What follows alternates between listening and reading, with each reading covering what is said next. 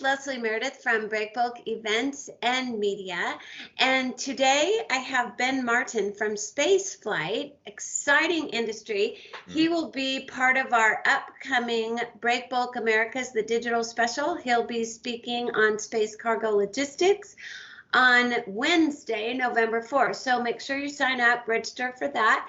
And let's get going with Ben and kind of get a preview for what's in store for us. Welcome, Ben. Thank you. Happy to be here. Yeah, it certainly seems like you are in one of the most exciting and future-thinking industries out there. Tell us about spaceflight.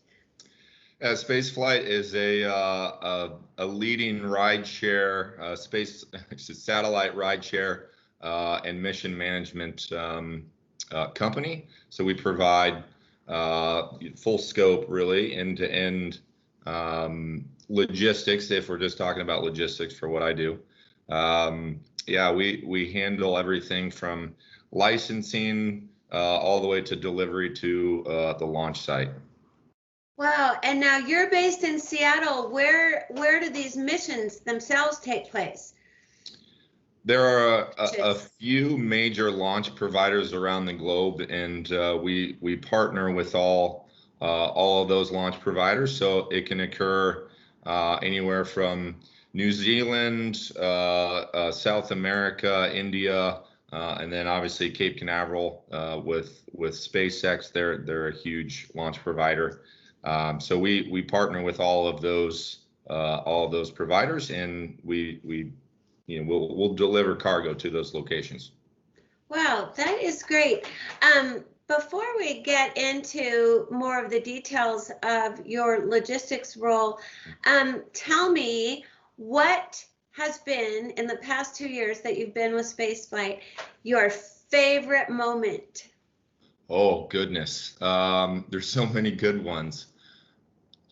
The one that pops into my mind, last year, I had to deliver a cargo to New Zealand for a mission on Rocket Lab, and part of that I had to travel with the cargo.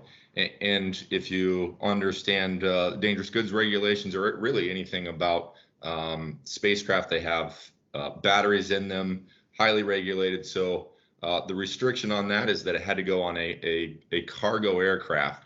So actually flew on the plane with the cargo on a large Boeing 747 freighter. So that was a unique experience to fly out of LAX down to Auckland and deliver the cargo to Rocket Lab. Yeah, now that's a long flight. Were you strapped down in the hold, or? No, I wasn't quite sure what to expect or how those planes are set up. It's most of that plane is the body of the plane is specifically tailored to lock down cargo, but there is an area up above that is for the crew, and there were some what would be first class seats, but not really first class style. But it was comfortable, more comfortable than I anticipated. Yeah, absolutely. That is great. So tell me, over the last 6 months, has the pandemic had any kind of impact on the logistics for these missions? Absolutely. I think everyone in logistics knows that air volumes are down significantly. I think last figure that I've heard, at least to Europe, is 20% of what it was pre-pandemic. So that definitely has an impact on our availability and capacity. So we factor that in to make sure that either we upgrade the service level or we just buffer a little bit more time for potential and unexpected delays. Okay, all right. And do you see any impact on the volume of satellites being put up, or not? I don't think logistics will impact that specifically. That's more of a launch vehicle capacity and their ability to operate during the pandemic. But in terms of our ability to ship and deliver those cargoes to those locations, there's not any significant impact beyond these reduced capacities on these flights. One thing to note that does help is that a lot of those passenger aircrafts are being modified to carry cargo, so we are starting to see more availability that inevitably helps us. Oh, that's great. Okay, now I want to look at the logistics of the cargoes that you're dealing with. How is it the same as, say, someone in a general logistics field might be dealing with, whether that's oil refinery equipment or other big stuff, and how is it different? Sure. Okay. Sure. This is I have to make sure that I really kind of narrow in. There's a lot that goes into shipping a satellite, particularly when you're shipping internationally.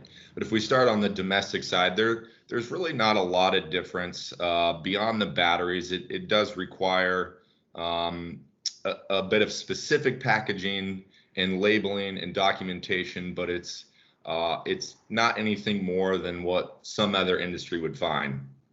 On the international side of things, we have to be mindful of a number of things. Like I talked about, the batteries is significant, so there's a lot of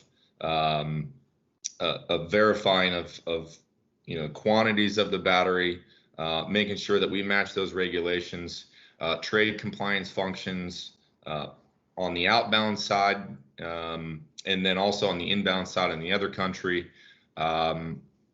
The other thing that comes to mind is the value.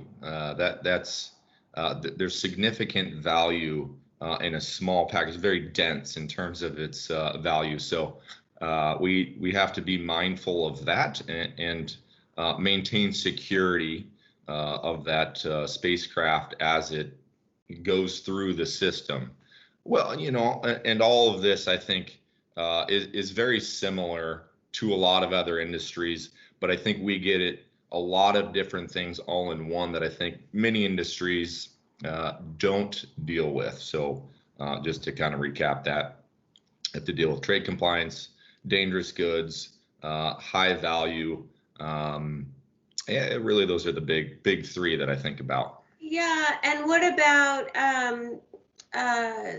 cargo for government? Aren't you dealing with a lot of government bodies as well in this? On the regulatory side, yes. So the most significant one is the Department of Transportation. A lot of I keep coming back to these batteries, but they're so significant in spacecraft. That's how they're powered, and they're almost never off-the-shelf batteries. So that makes all of this very unique. And the way that we go about transporting those specialized batteries, we go through a special permit process that the DOT has set out in their regulations. So we have to follow that. Thankfully, international transportation organizations recognize that permit, the special permit, and that authorizes us to ship anywhere in the world. So there's that, at least on the regulatory side, that's what we have to deal with. Well, that sounds like you're in better shape than some industries, especially road transporters, where there are different regulations, different requirements, crossing between countries, that kind of thing. So yay that you have this international, regulatory process. So that is great. When you look at a full project, are you using outside logistics or transport providers outside your own company? Like, do you contract with, say, any kind of transport, whether that's ocean, road, air, etc.? Yes, absolutely. We are a lean company. We're a small team, but we're big in nature. So the way that, at least on the logistics side, the way that we take care of that is we partner with leading freight forwarders, trade compliance consultancies to help with the specific regulations of moving goods in and out of countries. We partner with DG compliance companies, dangerous goods compliance companies, to make sure that we're adhering to both the domestic and international regulations and the different modes. So, you know, the DOT for ground, IATA for air.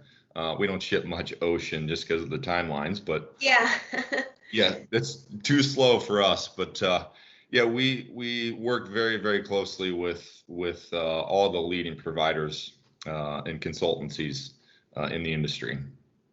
Okay, that is interesting. Let's take a look, and you can tell me if this is a company perspective, and maybe we'll move on to your own. Sure. But what's ahead for spaceflight? You're putting satellites up. We can look short term or long term. What does that landscape look like? I think I can speak a little bit to the company objective. This is one of our key things. It's flexibility, and the way that I guess fill my part in that flexibility is to partner with all those organizations that I talked about. That makes us very quick to adapt and be flexible to any changes that are occurring in the launch industry. To highlight one thing in particular, on the freight forwarding side, I've purposely partnered with leading international forwarders. So I think that you know, anyone that's in the business knows there's more family-oriented forwarders, and there's more global-based forwarders, and I've chosen to work with those global-based forwarders because they have offices in many different countries that allows me to have quick response and get information very quickly and go directly to that source. So that helps me tremendously to remain flexible and support our key mission. Absolutely. Well, that makes a lot of sense, and it sounds like an efficient way to do it. You have partners that are knowledgeable, they know what you need, and certainly, as you said, there's never a dull day, but the sort of the foundation is in place for what the requirements are. Absolutely. Yes. Yeah. They're regardless of timeline or you know, cargo, everyone still has to adhere to those regulatory requirements. So we're still in line with those, but we get as close to the source as possible to make sure that we can do it quickly. Excellent. And last question, do you see your sector growing? Do you see, you know, as you look out a couple of years, is this an area where there is opportunity for growth? Yes, absolutely. You know, on the small satellite side, so that's really our bread and butter. So we're not these really large spacecraft. We're more on these smaller satellites on the range from, you know, 10 kilograms to 100 kilograms. So that area there is exploding. The technology and the cost of that technology has come down so much that that a lot of different organizations are building these spacecraft, and the way that we've found ourselves in that market is to be able to provide the ride share, if we come back to that, is to get multiple customers on a single launch, and that is growing tremendously, and we're confident we're in the right space to support that. Excellent. Well, we will look forward to hearing more from you on November 4th about space logistics. I think this is a great start. Yes. Gives people a place to work from. So thanks so much, Ben, for joining us today.